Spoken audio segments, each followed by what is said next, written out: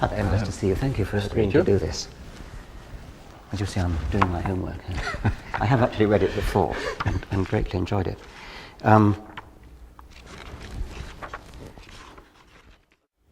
Alister, for an apologist for religion, to be able to say that you once were an atheist gives you a certain amount of street cred, which not everybody can boast.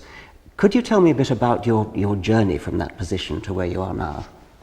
Well, I think when I was growing up in Northern Ireland, I did feel very strongly that religion was something that caused violence and difficulties. And certainly, I think growing up in Northern Ireland, you could see how easy that would have been to be the case. And back in the 1960s, of course, everybody was a Marxist, and I followed that intellectual fashion.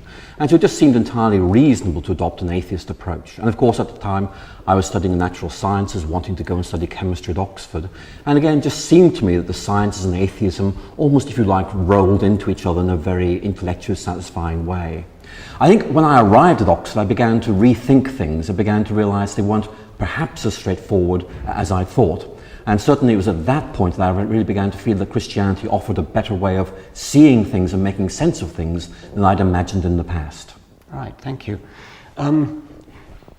This is sort of coming to the end of a fairly long period of interviewing people, and in America and in Israel, I've interviewed some fairly, what should we say, odd bedfellows of yours, and I sort of feel I ought to give you the opportunity to say something reasonable, because I've interviewed people who said, I'll believe in evolution when I see a monkey give birth to a man, or I've interviewed somebody who thought that it was right that adulteresses should be stoned to death. I mean, how do you feel about being, in a sense, in the same camp as people like that?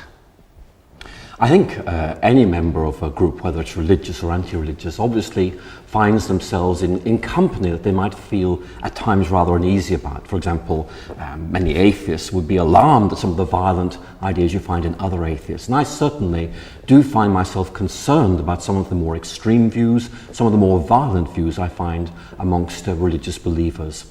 And certainly I would want to try and emphasize the fact that Christianity is a rational faith, that it certainly believes very strongly in God, but it also believes that we can make sense of the world, and therefore to engage in dialogue with people like you is immensely important, partly because it advances understanding, but also because in principle it is extremely important to be critiqued by people with alternative viewpoints in case we've missed something. Yes. Well, I've been trying to engage in dialogue and repeatedly was brought up short by the fact that there was no dialogue to be had, because at some point the trump card of faith is produced, and there is no arguing with that. Now, I know that in this book you take me to task for my, as you think, misunderstanding of faith, and I wonder if we could talk about that a bit. I have said that faith is not based upon evidence, but is what you need when there isn't any evidence. And as soon as there's any evidence, then you don't need faith anymore. And you have possibly rightly criticized me for not taking sufficient account of the way Christians have actually defined faith. And I understand that. I understand that the way Christians define faith does not correspond to the way I define faith. However, I don't understand where you're coming from when you do say something like faith is based upon reason. I mean, what kind of reason, what kind of evidence do you use to support your faith? Well, I think that's a very fair question.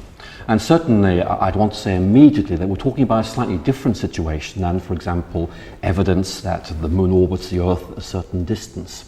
I think that one of the big questions one has when one tries to make sense of anything that is big, for example, what is the meaning of life, why we hear things like that, is that there are many explanations. And inevitably, this means we have to try to do what Gilbert Harman described as infer to the best explanation. In other words, there are many possible ways of explaining this. We have to make that very difficult judgment, which is actually the best of these.